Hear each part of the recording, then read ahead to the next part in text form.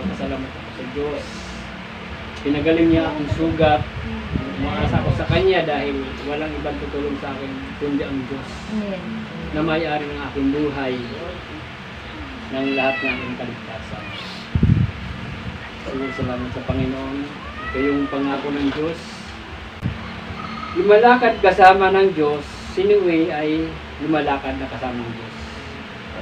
Sa Genesis 6:9, sinundan ni Noe ang mga yapak ni Enoch, lumakad din kasama ang Diyos.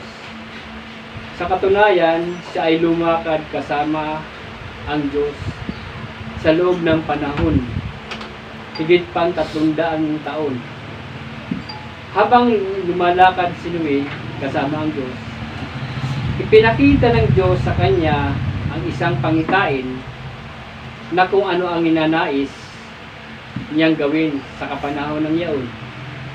Natangay ni Noe ang pangitain ng arka na ginamit upang ligtas ang 8 miyembro ng natisod na lahi, gaya ni Noe. Sa buhay natin, hindi tayo dapat kumilos ayon sa ating konsepto. Ano man ang ating gawin at gawa at dapat na ayon sa pangitain ating natanggap sa paglakad na kasama ang Panginoon. Sa ating pang-araw-araw na buhay, napakahirap umasa sa Diyos kung wala ka sa presensya ng Panginoon. So, sabi nga ni Mami, ang walang makakapasok sa karang Diyos. Ibig sabihin, hindi lahat ng tumatawag sa Panginoon ang makapasok sa langit. So, doon ako nahin ko kagabi, Lord. Ang hirap pala pag tumatawag ka tapos hindi lahat ng tumatawag ay makakapasok ka sa karyan ng Diyos.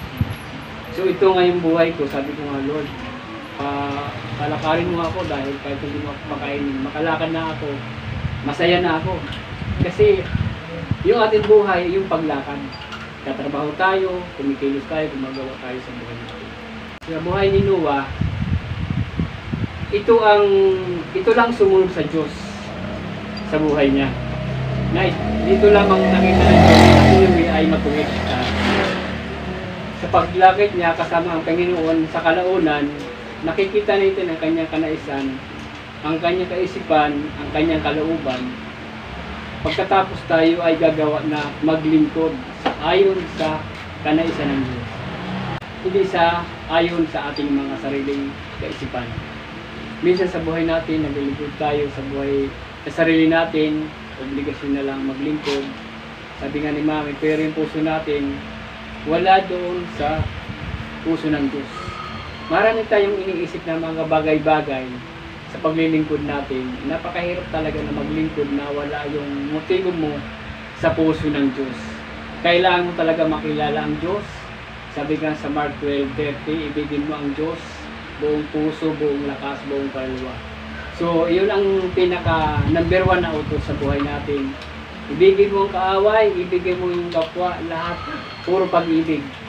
So, kanina nga talaga naman mayroon tayong 1,000 pasensya. Napakabuti mo na sa Diyos yan. Pero sa buhay natin, kailangan natin maging mapagkumbaba sa harap ng Diyos.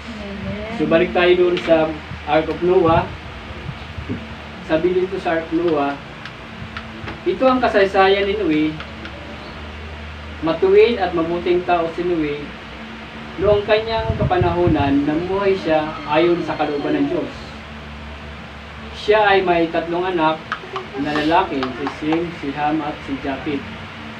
Maliban kay Noe, masasama na ang lahat ng tao sa paningin ng Diyos at laganap na karahasan sa lahat ng dako. Ito ang kalagayang nakita ng Diyos sa buong daigdig, namumuhay sa kasamaan ang lahat ng tao. So tayo, di ba, minsan pag nakagawa tayo ng kasalanan, baliwala lang sa atin yun.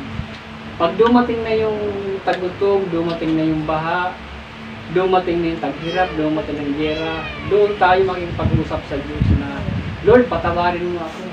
Lord, patawarin mo ako na pagsalita ko yung hindi maganda. Kaya makikita natin ang Diyos, sabi nga sa Job 19:33, nagbibigay ang Diyos ng mga karamdaman, sakit at kirot sa tao upang sa harap niya ay maging matuwid ang tao sa Diyos. So ito nakita ko itong verse sa Job 19:33 na sa pamamagitan ng kirot maalala mo ang Diyos. Na sa pamamagitan ng kirot na ito dapat na lagi tayong tapat sa ating sinasabi sa Diyos. Hindi man tayong tapat, unti-unti nagiging matapat tayo sa Diyos at sa ating kapwa. Salamat sa Panginoon ng kasaysayan ng Old Testament sa Ark of Noah. Masama na mga tao noon, matigas ang kanilang ulo. So si Noe ang nakita ng Diyos na matuwid. So sabi niya, magpapagawa ko ng barko, pumasok ka sa iyong silid, pahiram ng alkitran, at ang iyong mga anak, magdala ka ng mga 2 pares na mga hayop para mayroong dadami ito at para hindi maubos yung lahi ng mga hayop at ang iyong buong pamilya ay maligtas. So salamat sa Panginoon na kung babasahin mo ang Genesis, napakahaba ito, maunawaan mo kung gaano kahaba yung barko, kung gaano kalapad at taas. Sabi niya nito 135 metro ang haba, 28 metro ang luwang at 135 metro ang taas. So kung iisipin mo ilang taong kaya ginawa ni Noe yung barko na to kung siya lang mag-isa.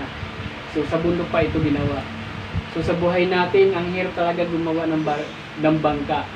Yung pala yung bangka na yun o yung barko na yun, yung pala ang sasakyan ng kanyang mga anak upang iligtas yung lahi ni Noe. Si Noe, doon nagmula ang kasaysayan ng tao. Kasi masama na ang sangkatauhan eh. Sa harap ng Diyos, si Noe lamang ang nakitang matuwid sa harap ng Diyos. So, salamat sa Panginoon. Sinabi ni Yahweh, Noe, pumasok kayo ng mga anak mo sa barko, sa lahat ng dako, ikaw lamang ang nakita kong namumuhay ng matuwid. Magdala ka ng 7 pares ng bawat hayop na malinis, 1 pares na naman na di malinis, 7 pares din ng bawat uri ng hayop ang iyong dadalhin. Gawin mo ito upang magpatuloy ang kanilang lahi sa balat ng lupa. Pagkaroon ng 1 linggo, paulanin ko ng 40 araw, 40 gabi, lilipunin ko ang lahat ng aking nilikha sa daigdig. At ginawa nga ni Noe ang bawat iniutos ni Yahweh. So salamat sa Panginoon na pag tayo inuutosan ng Diyos, dapat natin gawin. Si Noe ay naging matapat sa Diyos, so dapat din tayo maging tapat din sa Diyos at maging tapat din sa ating mga kapatiran, lalo-lalo sa ating mahal na pastora. So dito makikita natin na ang mga kalamidad sa mundong ito, hindi pinababayaan ng Diyos ang mga anak ng Diyos na pahirapan. Hindi pinababayaan ng mga anak niya na magutom. Hindi pinababayaan ng mga anak niya na pahirapan magtrabaho. Tulad ngayon din kung maraming gumagawa. Pero kasanlibutan sa kanila ay malaking bagay yun. Pero sa mga anak ng Diyos, ito ay isang pagpapala. Sa buhay ko, sabi ko, Lord, salamat. Binibigyan mo ako ng malalim ng pagkatanto, malalim na pagkaunawa upang makilala kita ng gusto na dapat kong sundin ang iyong mga utos. Sa buhay natin, ibinibigay ko to sa mga mahina pang pangunawa na dapat tayo magpakalalim, dapat tayo maging masigasig, dapat tayo pahalaga ng bawat oras sa buhay natin na ang ating pakikipag-usap sa Diyos ay importante.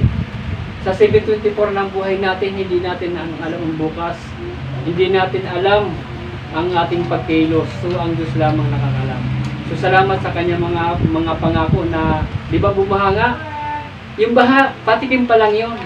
Kumbaga sa yung 40 araw, 40 gabi, ang hirap kaya yun, di ba?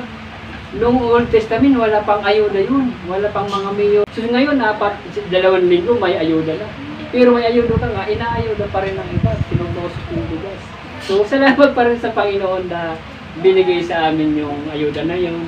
So marami pa rin naghahanap. So ang Diyos hindi natutulog na nakatingin siya sa matuwid at hindi matuwid. Nakatingin siya sa makasalanan at hindi makasalanan. So ang pangako ng Diyos, sabi niya, hindi ko na muli gugunawin ang mundo. Dahil pag nakita niyo yung bahaghari, makikita niyo yung kanyang pangako na hindi ko na gugunawin ang mundo. dumaan man mga gabi, mga araw, tag-ulan, tag-ani, magpapatuloy ang kanyang pagmamahal sa kapwa at sa mga anak ng Diyos. So, salamat sa Panginoon. Ito ang pangako ng Diyos na ibinigay isang katauhan na din mga taga-Diyos.